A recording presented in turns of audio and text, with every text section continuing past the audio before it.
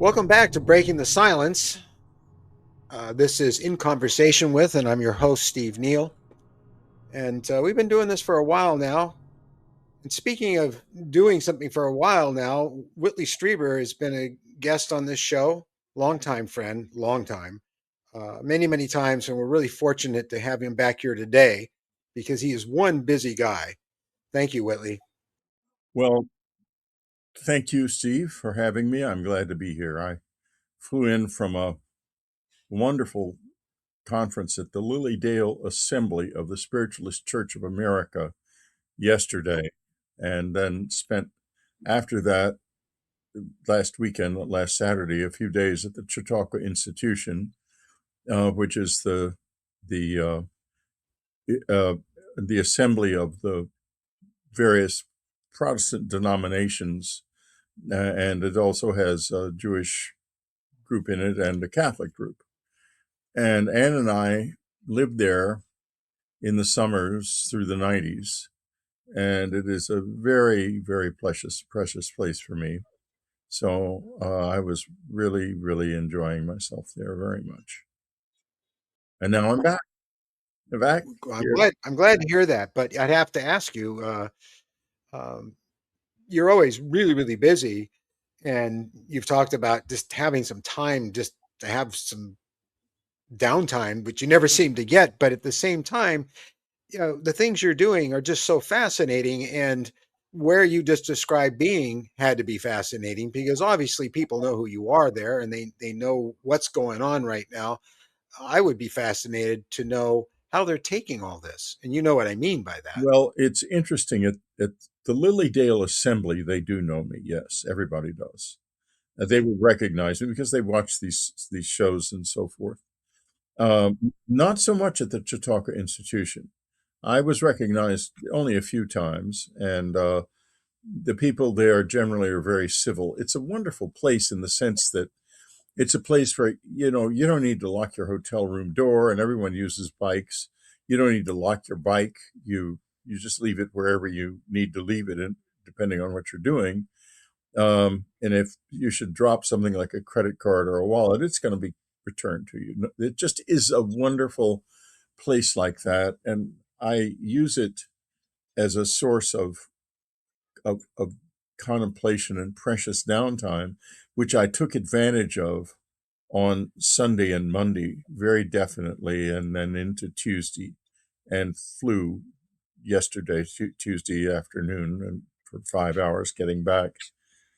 But what I did was I worked with the monk Thomas Merton's Book of Hours, which is something that I think Merton was one of the most advanced Christian mystics and theologians of all time. He's right up there in my book with Meister Eckhart. So, and being in that community where everybody else is pretty much on the same wavelength, it doesn't have a political kind of evangelical quality to it at all. It's more the old-fashioned denominations. And so it's very gentle and very open. It has a significant gay community, which everyone's quite comfortable with. And it's not politicized Christianity, it's Christian Christianity. And that interests me a lot. Uh, Yeah, I imagine it would. yeah, well, of course, Jesus in New Vision is about how to live that without the rigors of church membership. In other words, how do you respond to the teachings without any ideology connected with them at all?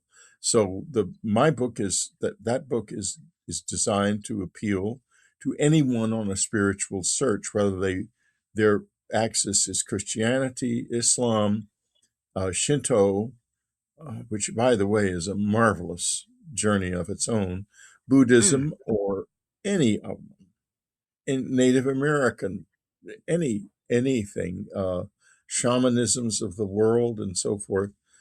The teachings work for everybody. They were never meant to be coalesced into a single belief system and then enforced on people.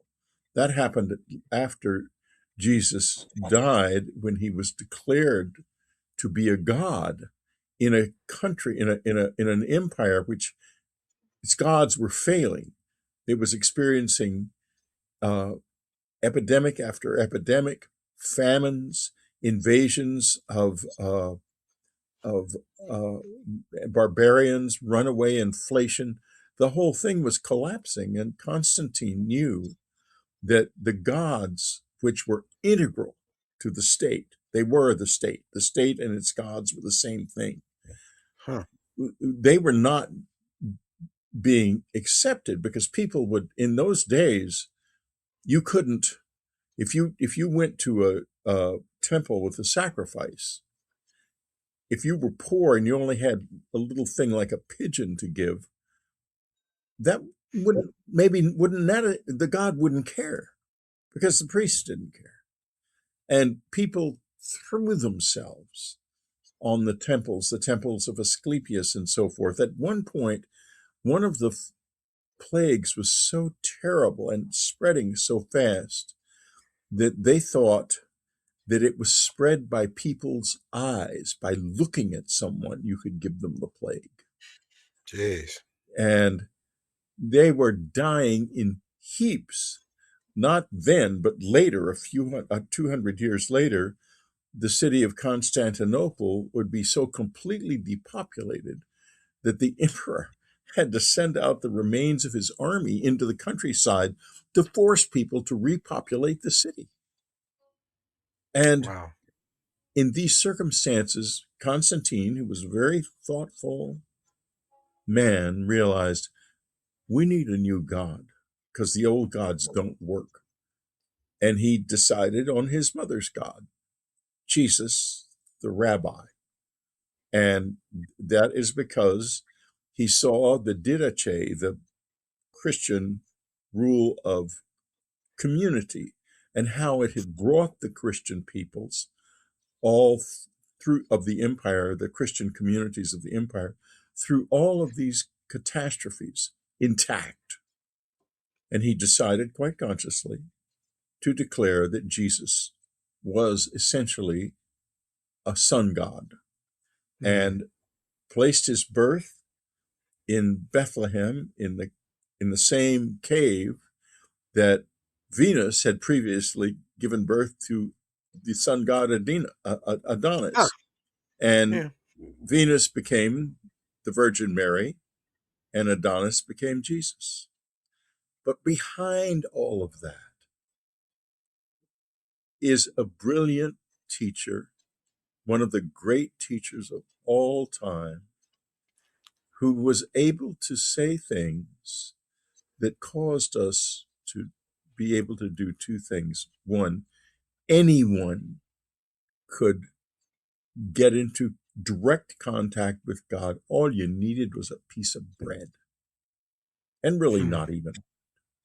Anyone could baptize anyone else with a little water. You didn't have to have all of this ritual and grandiosity. He was a humble man. He was a very good teacher. He said in the Sayings Gospel of Thomas, don't believe me, believe yourself. Go to Hmm. your own self for what your truth is, which gets me by a kind of roundabout route to our experience and where Yep. we are in this experience, because Absolutely. we are increasingly being asked to deify the aliens. And I'm sorry, we've been there and done that one too many times. Let's not.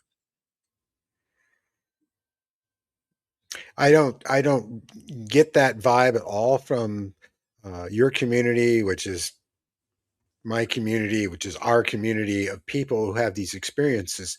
They are, as experiencers, they're very gentle, kind, non-judgmental people, and they do not have the perspective of turning these visitors into deities, but rather something that is raising them to a much higher level of consciousness and self-awareness than they've ever been, which Well, is that's us, though.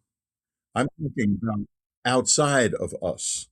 There is there is a strong movement toward deifying these beings, and you get into these communities where you're seeing things like the Ashtar Command and things like that. Huh. I guess I've been missing this somehow. No, I would look more carefully because you'll find it's a bigger community than us. I wasn't. Well, yeah. That's the whole thing. Is that the people that are um, populating our community are not that large. No, we're not. It's a very carefully selected community, and I think our visitors have selected it very intentionally. It's I'd have mostly the people are extremely gentle because they're little and the visitors are little and frail, and we're big and to. husky, and they chose the mild-mannered ones. I haven't had a fight even with another child, I think maybe once or twice in my life. And Yeah, me too. exactly. And, most of us are like that. When you get a group of us together, you think to yourself, we are a bunch of wimps. And we are, and it's wonderful.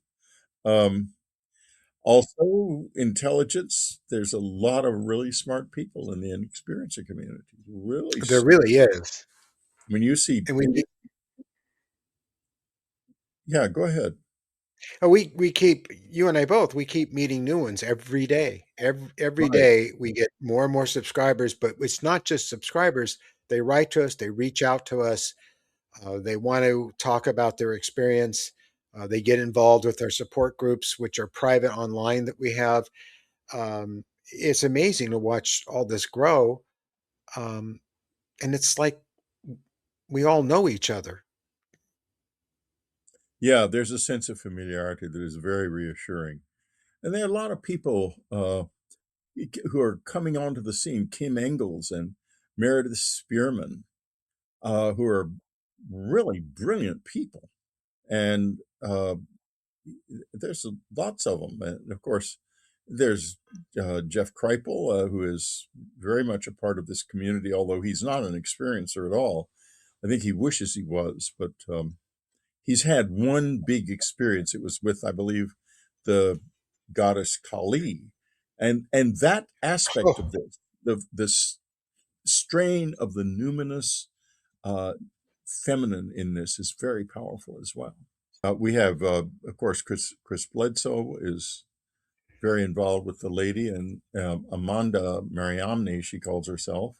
I think I'll call her that because that's what I called her in my interview with her. Has had extraordinary experiences with this being in southern France, in the area where the Cathars were, and which is an absolutely magical area. And um, my book, The Path, which I'm reissuing just shortly, which is about the hidden path in the Tarot of Marseille, has hmm. that hidden path has the marks of the Cathar movement all over it. And I've been wondering, they had a book called The Book of Love, which is lost. And I wondered if the path might not be the Book of Love. Oh, Because I see. Yeah. it came to me, I was sitting in my office in 1973 on West 76th Street on between Central Park West and the next street over, which I forget exactly which avenue it was. Anyway, I was sitting there, and suddenly I began to see tarot cards in my head, and I had a deck of the cards, and I took them out and laid them out, and bang, there it was, and I realized this is the secret of the tarot. It will tell your fortune all right, but this is what's hidden within it: a path to freedom, to ascension, a real one.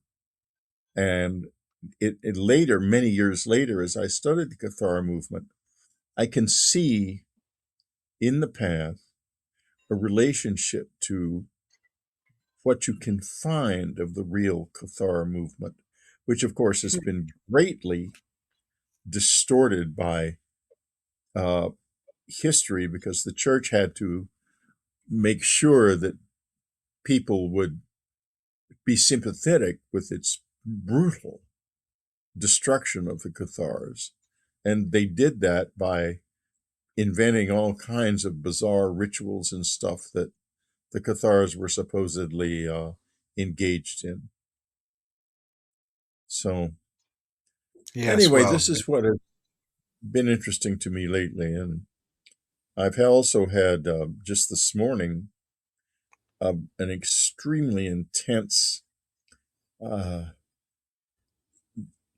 contact experience that I'm going to put up on my Substack and on Unknown Country later today about the world situation and how unstable it is. cool. And it's really unstable right now. It's a very dangerous time, much more It's the so than worst. we realize. Yeah, much more than we realize, and we know what the visitors said about when it got to this level, to this point in time, what they might do. Well, exactly. And I don't know. I sometimes my worst fear is that they will uh, abandon us to our own devices. But I don't Hmm. think so. I don't think they can. And I'm not sure they have enough power to actually stop a war. I hope they do, because I think they're here. I think this may be their home also. Or if Yes, it's not their home, some of them live here, and this might as well be their home because they might have been here longer than we have. well, their And bases are all over the place. They're right out here in the ocean behind me. They've been there yeah, for probably thousands of years. well, that's of So they're course that's why I live where I live because that the all the complex presence along the Pacific coast from north of Malibu down into all the way down into Mexico. And I'm there too. I'm always near them. I never live anywhere except near them. The cabin Mhm. was near them, and in San Antonio they were in the limestone under the city and under the north part of the city where I lived, and the country house I went to, they were there in the limestone, in the caves in the limestone. And similarly, they're underwater, but those think of them as bases, but that's not what they are. I mean, there's nothing. You think a base would be a place with supplies and maybe a hangar full of UFOs and stuff, but it's not like Well, that. they do have hangars full of You UFOs, but not in my experience. no. It's a field. No, it's a field, and the deeper you go into the field, the more you are in more than one world until finally you're not in this world at all, and you've never been to any base. And when a Hmm. UFO comes out of there, that thing might have started God knows where, wherever that other world is. And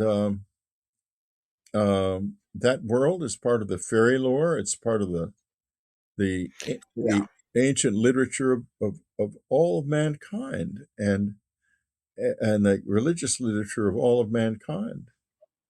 And it is. I know you think of the bases and UFOs in the bases, but there are people who've been very close to these places, I should say. And Hmm. it's just not a base. I mean, it's not. It's a portal. That's really the operative word here.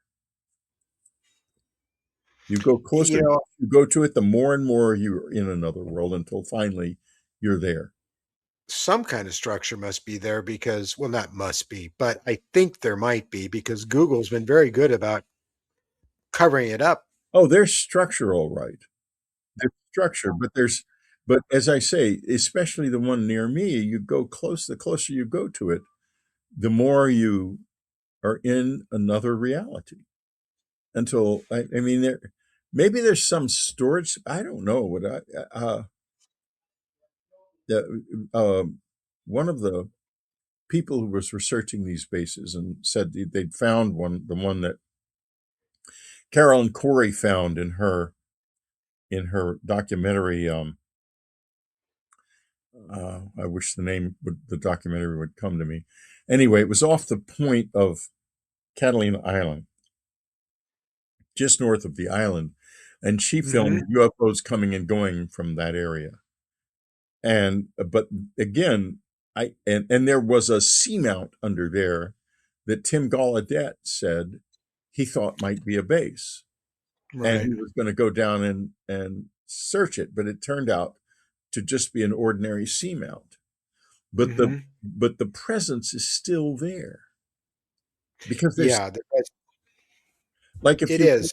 if you go into those places up near you that look like caves, underwater caves or big underwater structure that Google keeps trying to hide. I wonder where you would actually go. Would you even be in this world once you entered those portals? I don't know.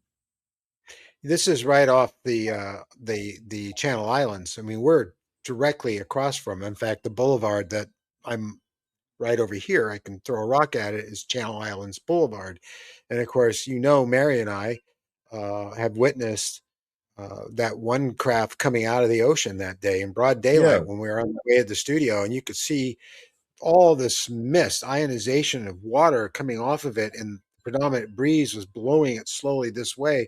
And by the time we got to it and went around a tree in the parking lot to get a closer look, it was gone. It was huge. It was gone, and it was just gone. It means that it left in a matter of seconds.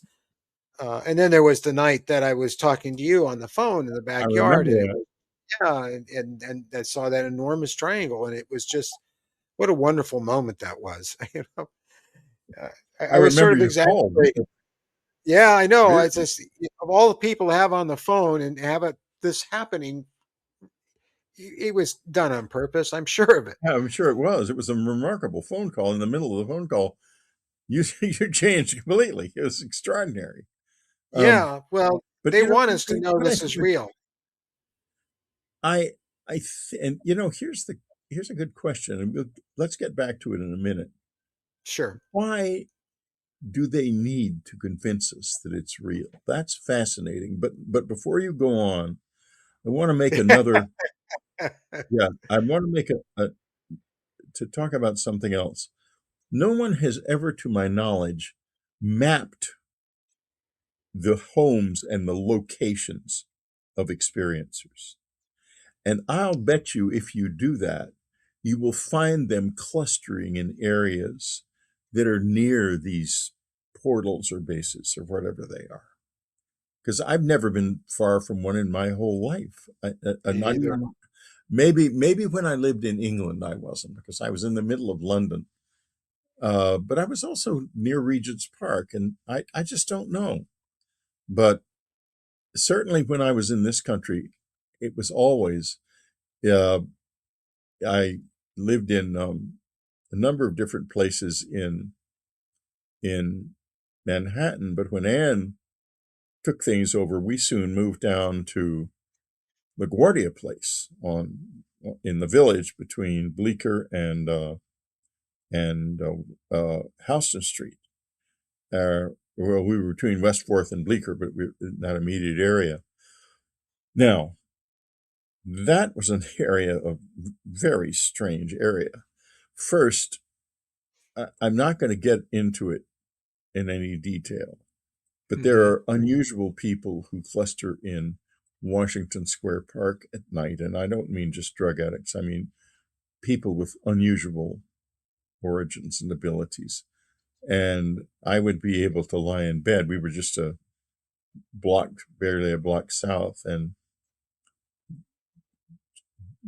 have telepathic communication with them. And one night I decided I'm going to go out and meet them because we've been doing this now for a while, and it obviously I enjoy it, and I'm not intruding. They know I'm here, and I occasionally will make a response, a comment, or something. They respond to it. They're perfectly happy to have me involved. But when I walked out there, whoa, that was not wanted. I was playing too close to the edge there. I have never seen eyes like those eyes. They did not look happy. And I thought, Hmm. maybe I'll go back to the house now. That's where I went back. Years later, I was sort of called out to the desert. This is long after we had left. Annie had passed on, and my life had kind of, the tide of my life had gone out. And I was called to go to the desert and to find a very isolated place. So I found this little 2-room house. It's just a bedroom and a living room, way out in the desert, so far out that you had to go 5 or 6 miles on a dirt road um, uh, before you would get there. And I got to the house, and everything was fine. What was wanted to be happened at the house as I was expected. But the next morning, I was leaving, and I stopped in town to get a breakfast. And 2 of these people were there. And I realized a lot of them live in the desert because they're telepathic, and it's not universal. You can, the farther away a person is, the Yeah. less, unless you know how to, you have to focus it like The noise, the noise. Yeah. focusing a directional antenna. Anyway, they did not like me, especially the woman. And the man said very quietly, "Just let him be." And I thought, she's going to tear my eyes out if I'm not careful. Hmm. I've never eaten a breakfast so fast in my life. I got out of there Yeah. and got back, and I'm never going back there. I'll never go back to be alone in that desert where they are. Not again. No, sir. It's fine if the normal people can go out there. You're not going to hear them, but someone who's telepathic goes out there, they're not going to like that. They're out there for a reason. That to get Yeah. out of the constant noise of the of the unpracticed minds that are going blasting away all the time with every little thing that comes in, goes out. I'm tired, I'm this, I'm that, I'm hungry, I'm sexy, got pissed off at myself. Why did she do that to me? Why did that happen? Blah, blah. I'm going to die soon. Oh, have I got cancer? Just, it's Yeah. endless. Oh, it is endless. Love. It is endless. Yeah. And But it's you hard you to do live know how with. to. I don't know. It is hard. I can It turn it it is. off. So can I. Although sometimes, if I'm in a grocery store, I'm close to people, like I described that autistic savant young child I told you about. Um, I got intoxicated by her because her the way she saw everything was completely in joy and fascination. There wasn't a negative thought in her brain. She loved her dad. Everything she picked up was fascinating. She'd read the labels on it. She'd make very clever jokes about it. And she was very loud. And people walking by would just kind of look at her like she was retarded or something. She was far from that. But I was fascinated by her. And all of a sudden, I found myself completely connected to her. And Yeah. my emotions went crazy. I started to well up and I felt this incredible joy. And it was literally intoxicating. It was the way beings can be and not what you were just describing with the noise and the cancer and the fights and the this is Right. wrong and my Exactly. girls and Exactly. all that. None of that was there. And I got to experience what that was like. And it was incredible. But I had to turn it off. I'm in a public place and I started to lose it. I'm losing a little bit right now because I remember it and I feel it just like it was happening. And it's like this stuff has been happening to me more and more and more lately, which is one of the things that I wanted to ask you about because oddly enough, it seems to intensified ever since I saw that movie.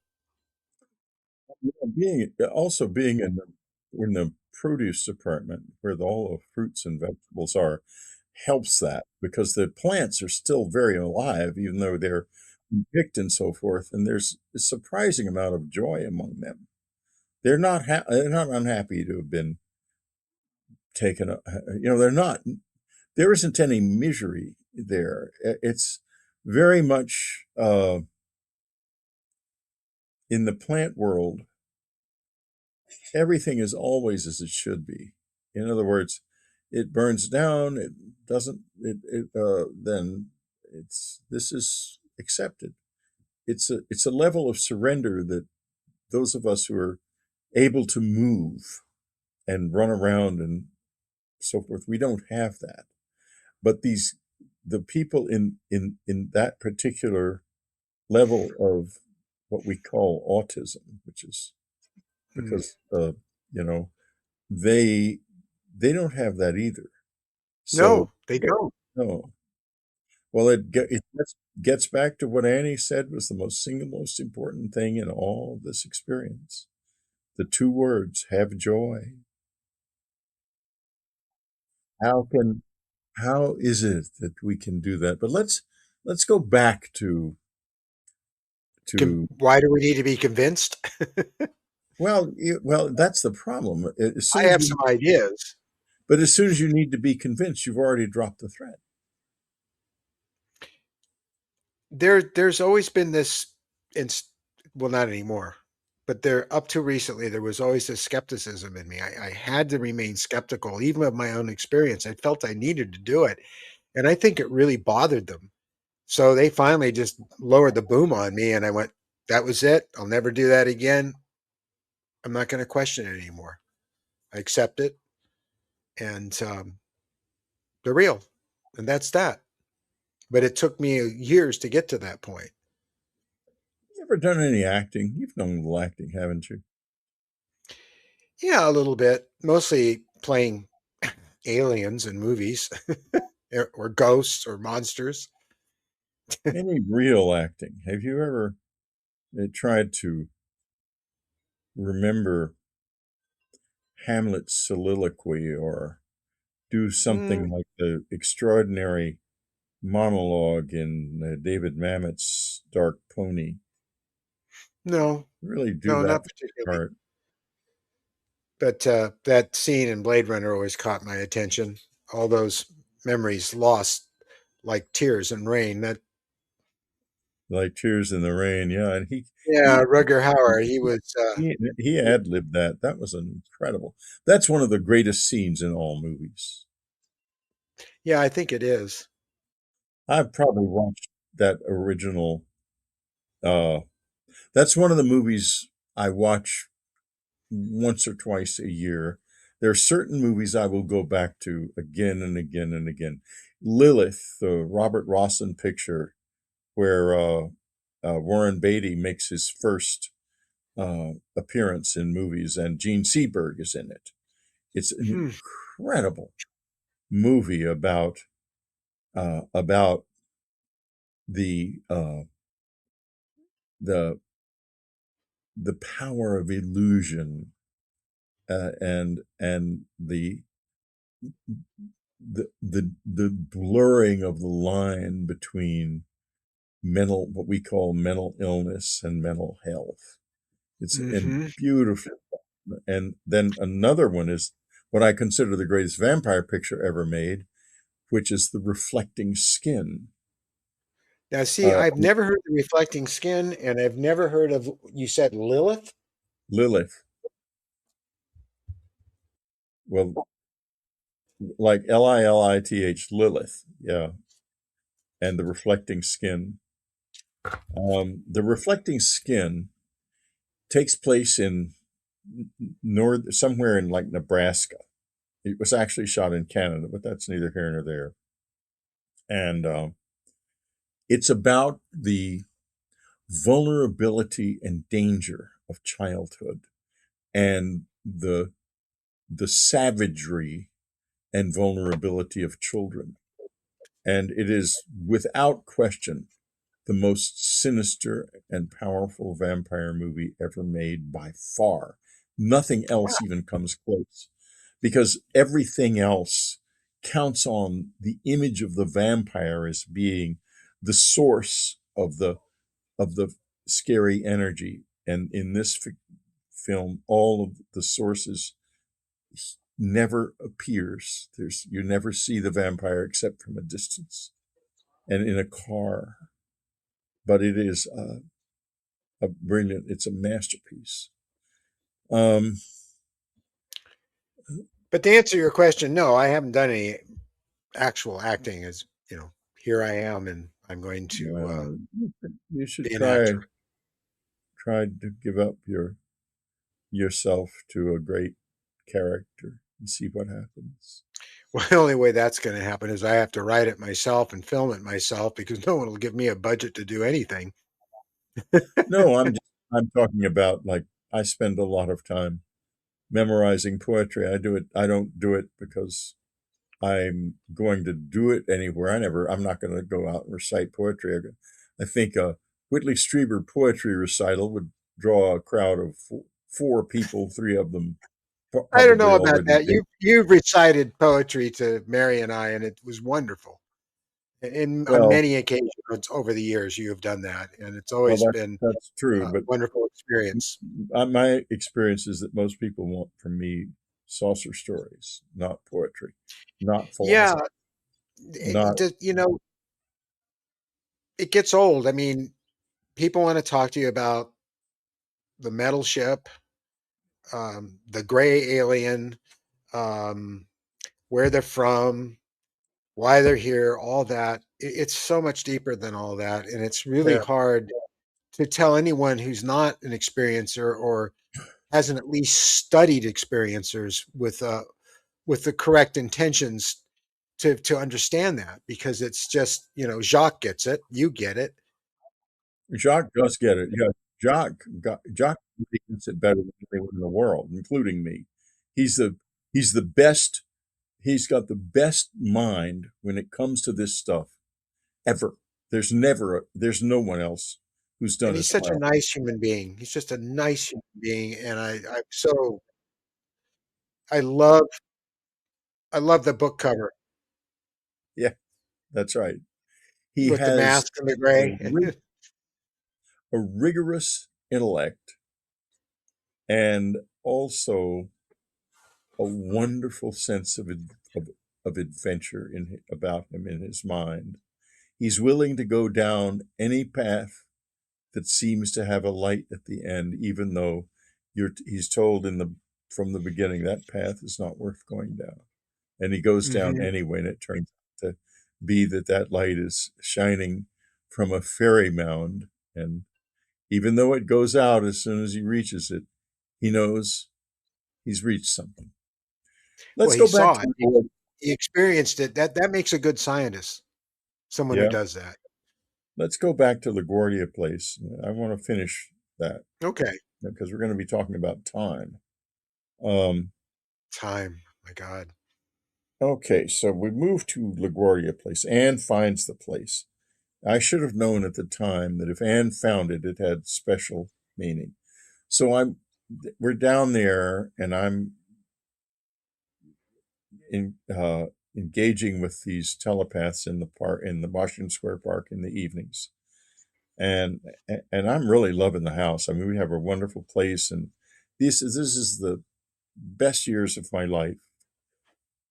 One morning in March of 1983, I go out to the bank to get money because in those days there was no ATMs or anything. And I go down to the corner, which is the corner of Houston Street and LaGuardia Place, and on the other side is West Broadway. And there I proceed to start to cross the street, and instead I end up going back in time to sometime in the late 19th century. And it takes me a few minutes, I mean, a few seconds. It only lasted in the amount of time it took the light to change back from green to red, and then I guess start blinking that it was going to turn red again. Uh, so about 30 to 45 seconds. During this time, I found myself in a completely different version of that corner, completely detailed. And uh, at first, I was very confused. Then I was amazed, and then I thought to myself, there was a piece of newspaper in the gutter just in front of me. I need to pick that up and take it back with me to prove I've been here. But when I bent toward it, a feeling of like ice cold water went through my whole body, and it was accompanied by the most incredible loneliness, unimaginably powerful loneliness. If I had been that lonely for very long, I would have gone insane. It was I know that sounds strange. How could you be driven crazy No, by loneliness? But you can. no, yes. So then I heard a voice, and a little woman about 5 feet tall had been dressed totally in black, had gone skittering away from me to my right, because I had ended up standing almost shoulder to shoulder with her, and the poor woman probably experienced someone appearing out of nowhere, and she would have Like been a ghost. well. I was pretty solid, I think, and she was probably rather upset. I mean, understandably. Then there was across the street there was a man in a derby, and he was standing in front of a row of brownstones, and he was speaking to me, and he seemed either hostile or just very intense. I couldn't make out anything he was saying, couldn't even hear a word. And after a few seconds, this world reappeared, and I felt, my God, what in the world has happened? So I ran back to the house because I thought, what if I've come back to the wrong moment? What if it's 2 days from now or 2 days? Scary. What has happened to me was very scary. So I went back upstairs, and Anne was waiting for me, and she said, well, did you get the money? And I said, no, I had a rather unusual experience. This was before communion, so we were not sort of ready Right. for that. I tell her this story, and we filed it. We went up to the library the next few days and tried to see whether or not we could look in the old New York journals and old newspapers from the late 19th century to see whether or not there were any ads from people like me, and maybe from me even, saying, and I said to her, if it ever happens again, I'll try to put a classified ad in the personals. They had huge personal columns in those papers in those days. That was their So internet. Yeah. anyway, you're right, that was their internet. So now, fast forward many years later, and someone reads about this and says, did you know, Mr. Strieber, you were right across the street from Nikola Tesla's lab that burned down at that period of time. It was right there. It was on West Broadway North, it was called then, not LaGuardia Place. And I was amazed, and I thought, maybe that man was Nikola Tesla. Now let's talk about the possibility that this all has to do with time travel. One of the things that time travel is constrained by is something called the grandfather paradox, which is a cliche almost. People have heard that. You can't go Sure. back and do anything that would kill your own grandfather, because then that can never happen. And it's been proved empirically that indeed, if you send a photon back in time, uh, in a mathematical modeling situation, we never send anything actually back in time. It will never it will never engage itself in the past. It can't. So that theory is probably sound. Mm-hmm. Now, what if you are living 200 years from now, 1,000 years from now, however long from now, 50 years from now, 5 years from now, and something has happened in your past that you must try your best to correct because your world is living hell because of it. Let's say it was a nuclear war. And you devise a means of moving through time. I don't know what that would be, but how do you go back and make changes when the grandfather paradox is going to prevent you from doing that? You do it by creating something that you can send back in time, that you can control, not directly, but indirectly, that has its own AI built into it and can make changes in the past because it never existed in the past at all. Therefore, it tricks the grandfather paradox.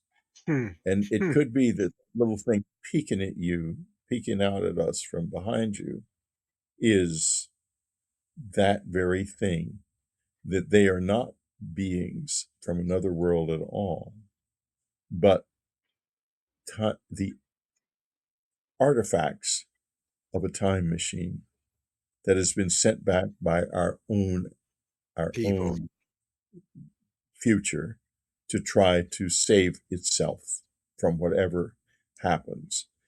And whatever happens is going to be getting closer and closer and closer to now. Going to, if this is correct, we will know who they are and become completely cognizant of their reality. At the same time, the event occurs that they are trying to prevent. And will that be prevented or not? I don't know. But whatever it is, it's a big event. Now, this is known as the time travel theory. I am not presenting this as a Yeah. fait accompli or as this is what Whitley Strieber believes. It's one of many possibilities. But I think that if there's someone coming back in time, the only way they can change things in their past is this way, by sending something back that didn't exist in the past at all. It's interesting. I had not thought of that. And one thing's for sure, you have traveled in time, and I have too, more than once. And when you were describing that 48 seconds, I was feeling, well, I felt uncomfortable at the time. So many things went through my mind. What if I get trapped here?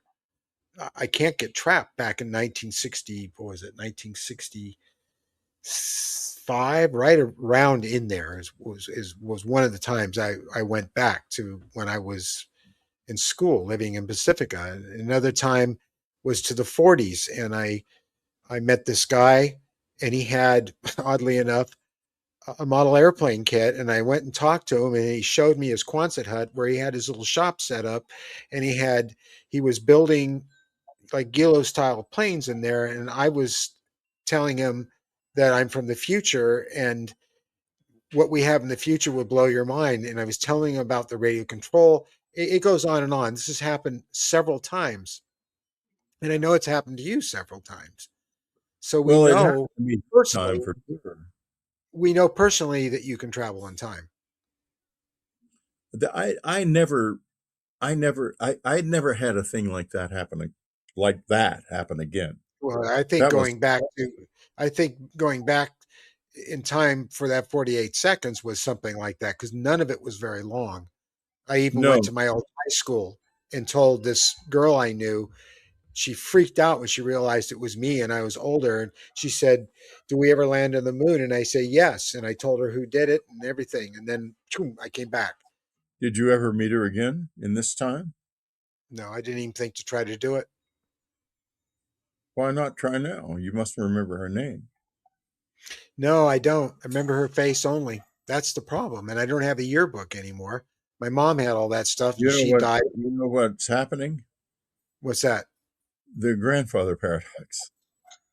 You won't remember her name, and you'll never be able to find a yearbook, no matter how hard you try. And this gets me to the mummies Okay. in Peru. I've spent a lot of time on that project, and not a small amount of money, which I don't have. I live in a You world join, never have enough money, but I'm like all oh, experiences. Hardly any of join the us are club. rich. Join the club. Yeah, Right. exactly. We all the Greys don't like money, and they don't let the hybrids have any money. And if the hybrids I know are jealous of me because I have this dingy little apartment and they have even worse places. Anyway, there's something wrong there. You can't ever get it clear. You can't ever bring it completely into focus. And I've tried. Uh, I, I, I've really tried. And I'm not talking about the stuff that's been done by the Jaime Maussan group. There's another group that's not as nearly as publicly known and doesn't want to be publicly known. It's done a lot of serious work on the mummies, but we can't quite get it into focus. And I have become increasingly come to the feeling that maybe this is the grandfather paradox causing this. Maybe there's something to do with movement through time involving these mummies. I just can't imagine why it is like this. And weird things happen, like this billionaire tried to buy the whole region at one point. And, a Peruvian parliament is not exactly uncorruptible. And Yeah. the public went crazy uh, about this. They went absolutely crazy because they didn't want someone to sell a big part of their country and their national heritage. So that ended. But who was it? What did he want to do? Did he want to send a private army in there to get the guy who supposedly brings out the mummies? The guy who brings out the mummies is some kind of an illusion. He's not he's not what he seems to be. The more you get into it, the more you realize that it's a hall of mirrors and a labyrinth of mirrors. And I just see time distortions in there somewhere. And I can't say where. I don't know if the mummies are from a different timeline or they're from a different past or a different future, even. But there's something wrong with time in regard to the mummies that triggers the grandfather paradox, in my opinion. End of Huh. story. Huh. Before our hour runs out, it's something I've been wanting to ask you about for a while. I don't know how much you keep up on the crop circles, especially the ones recently. Yeah, I keep up on them a lot. That's why I'm going to England a couple of weeks because it's They're going to they're ease. they're absolutely extraordinary.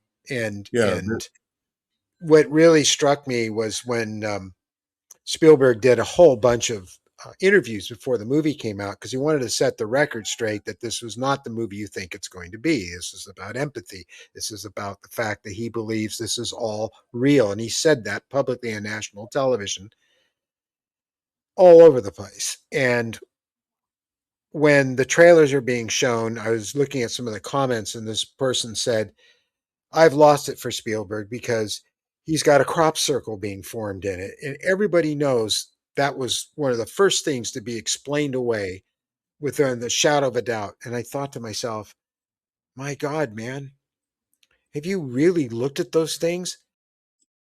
I'm not interested in that part of the debate. No, I don't care. It just amazes me that people can look at something like that and not realize what an incredible, beautiful thing it is. I mean, it's somebody's trying to Well, talk to us. if they can't, then they don't belong in this space. I'm No. going to England because of the crop circles. I've known for many years that there would be some changes this year, and I am going to be a little bit off the timeline. I'm a little late. I'm going in the 1st of August, but it's all, I'll see what happens. The energy I'm looking to intersect with will still be there then, hopefully. So yeah, I do know about the crop circle. It's a significant change from what has It is. been going on since the height of the crop circles 20 years ago. And it's a very important moment. It signals profound change.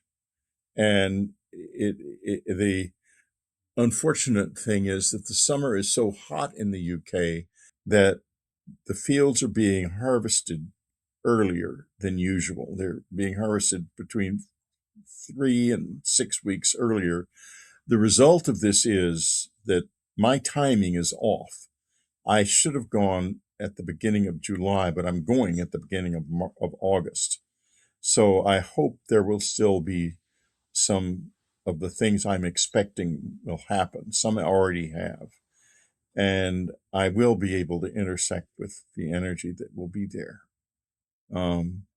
It's there now, clearly, and Mhm. it hasn't been there for a long time. There was nothing but what, let's call them, kids fooling around. And I'm not talking about kids in any sense that I'm not saying that children walked around with boards on their feet or anything stupid No. like that.